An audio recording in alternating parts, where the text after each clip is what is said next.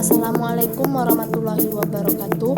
Perkenalkan, nama saya Lala Narwiana dengan NIM 1902011040 akan menjelaskan tentang pemasangan infus dan pemasangan kateter dengan dosen pengampu Nurse Isnaniar SKEP MKEP. Pemasangan infus. Infus adalah perawatan medis di rumah sakit yang dilakukan dengan memberikan cairan dan obat langsung melalui pembuluh darah. Pemasangan infus adalah salah satu cara atau bagian dari pengobatan untuk memasukkan obat atau vitamin ke dalam tubuh pasien. Sementara itu, menurut Lukman, terapi intravena adalah memasukkan jarum atau kanula ke dalam vena atau pembuluh balik untuk dilewati cairan infus atau pengobatan, dengan tujuan agar sejumlah cairan atau obat dapat masuk ke dalam tubuh melalui vena dalam jangka waktu tertentu. Indikasi pemasangan infus. Yang pertama, kondisi emergensi. Yang kedua, untuk dapat memberikan respon yang cepat terhadap pemberian obat. Yang ketiga, pasien yang mendapat terapi obat dalam jumlah dosis besar secara terus-menerus melalui pembuluh darah intravena. Yang keempat, pasien yang membutuhkan pencegahan gangguan cairan dan elektrolit. Yang kelima, untuk menurunkan ketidaknyamanan pasien dengan mengurangi kepentingan dengan injeksi intramuskular. Yang keenam, pasien yang mendapatkan transfusi darah. Upaya profilaksis. Kedelapan, upaya profilaksis pada pasien-pasien yang tidak stabil. Kontraindikasi pemasangan infus. Yang pertama, terdapat inflasi. Yang kedua, pemasangan infus di daerah lengan bawah pada pasien gagal ginjal, terutama pada pasien-pasien yang mempunyai penyakit ginjal, karena lokasi ini dapat digunakan untuk pemasangan fistula arteri vena pada tindakan hemodialisis. Yang ketiga, obat-obatan yang berpotensi iritasi pada pembuluh vena kecil yang aliran darahnya lambat. Keuntungan dan kerugian pemasangan infus. Yang pertama, keuntungan pemasangan infus.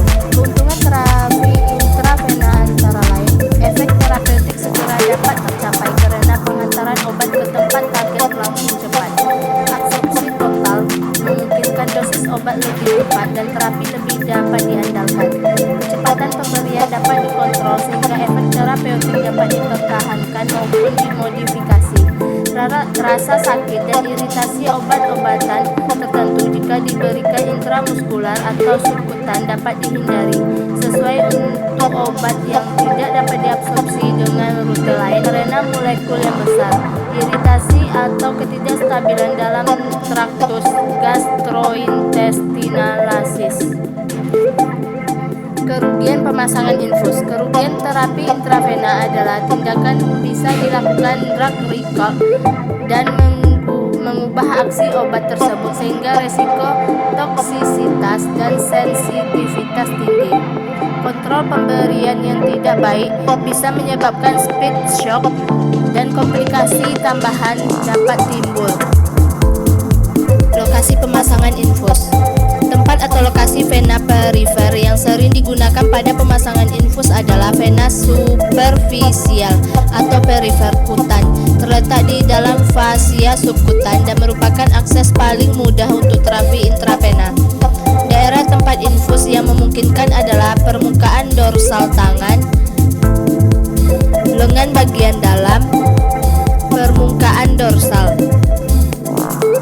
Menurut Dougherty, DKK 2010, pemilihan lokasi pemasangan terapi intravena mempertimbangkan beberapa faktor, yaitu yang pertama, umur pasien, yang kedua, prosedur yang diantisipasi, yang ketiga, aktivitas pasien, yang keempat, jenis intravena, yang kelima, durasi terapi intravena. Yang keenam, ketersediaan vena perifer bila sangat sedikit vena yang ada. Yang ketujuh, terapi intravena sebelumnya. Yang kedelapan, pembedahan sebelumnya. Yang kesembilan, sakit sebelumnya. Yang kesepuluh, kesukaan pasien. Jenis cairan pemasangan infus. Yang pertama, cairan bersifat istonis. Yang kedua, cairan bersifat hipotonis. Yang ketiga, cairan bersifat hipertonis. Alat dan bahan pemasangan infus. Yang pertama, standar infus. Yang kedua, cairan infus sesuai kebutuhan. Yang ketiga, aboket sesuai kebutuhan. Yang keempat, perla. Yang kelima, tourniquet dan set infus. Yang keenam, plester. Yang ketujuh gunting, yang ke-8 bengkok, yang ke-9 handscoon, yang ke-10 kasa steril, yang ke-11 alkohol swab, yang ke-12 betadin. SOP pemasangan infus: yang pertama mencuci tangan, yang kedua dekatkan alat, yang ketiga jelaskan prosedur, yang keempat atur posisi pasien, yang kelima siapkan cairan infus, yang keenam menentukan area vena yang akan ditusuk. Yang ketujuh pasang alas, yang kedelapan pasang tourniquet pembendung, yang kesembilan pasang sarung tangan, 10 desinfektan area yang akan ditusuk, yang ke-11 tusukkan IV kateter, yang ke-12 pastikan jarum IV masuk ke vena, yang 13 sambungkan jarum IV dengan selang infus, 14 lakukan fiksasi ujung jarum, yang ke-15 tutup area insersi dengan kasa kering kemudian plester, yang ke-16 atur tetesan infus sesuai dengan program medis, yang ke-17 lepas sarung tangan, 19 pasang label pelaksanaan tindakan, yang ke-20 bereskan alat, yang ke-21 cuci tangan, yang terakhir observasi dan evaluasi respon pasien. Catat pada dokumentasi keperawatan. Pemasangan kateter. Pemasangan kateter atau kateter urin adalah suatu tindakan keperawatan memasukkan kateter ke dalam kandung kemih melalui uretra. Pemasangan kateter ini seringkali digunakan pada pasien-pasien yang tidak mampu untuk membuang air kecil sendiri dengan normal.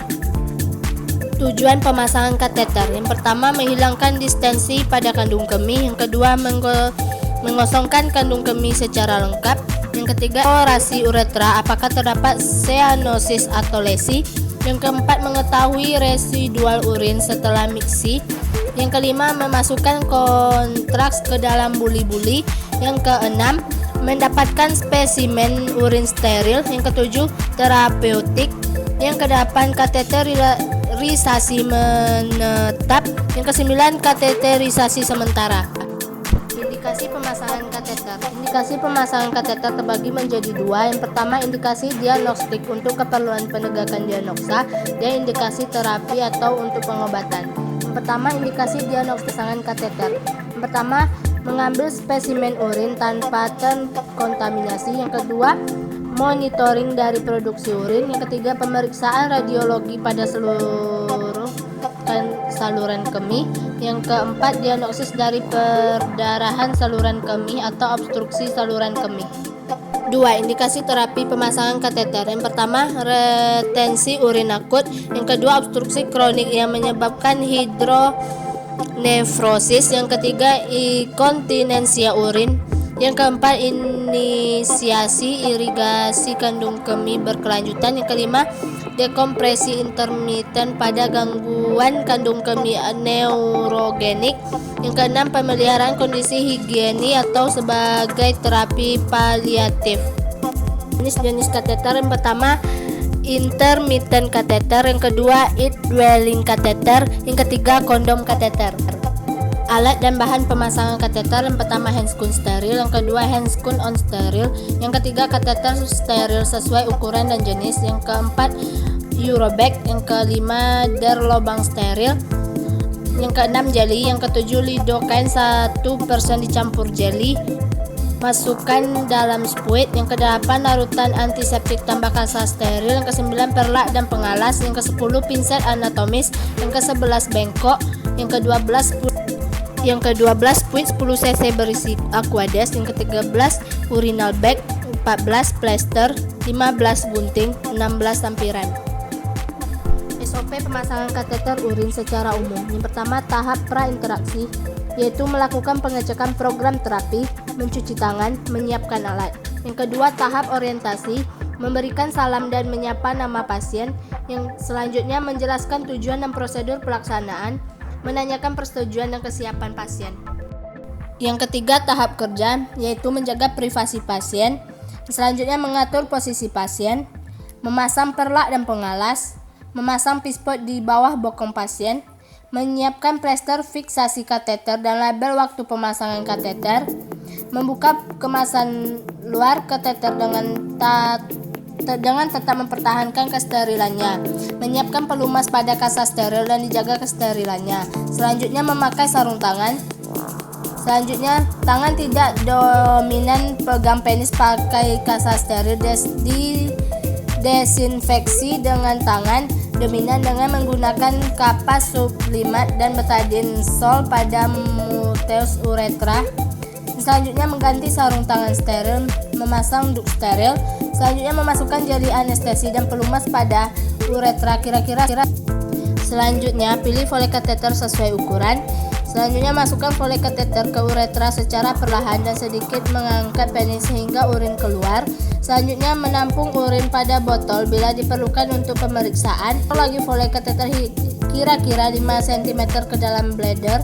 Selanjutnya, kembungkan balon dengan cairan Aquades sesuai ukuran kira-kira 20 cc. Selanjutnya, menarik kateter dengan perlahan sampai terasa ada tahanan dan meletakkan di atas abdomen bagian bawah. Menyambungkan kateter dengan urin bag, melepas duk, pengalas dan sarung tangan, menfiksasi kateter di atas abdomen bagian bawah, menempelkan label waktu pemasangan kateter. Yang keempat, tahap terminasi, melakukan evaluasi tindakan yang baru dilakukan, merapikan pasien dan lingkungan, berpamitan dengan klien, membereskan alat-alat dan kembalikan alat ke tempat semula, mencuci tangan, mencatat kegiatan dalam lembar catatan perawatan. Baiklah, itulah penyampaian materi dari saya. Jika ada kekurangan dan kesalahan, saya mohon maaf.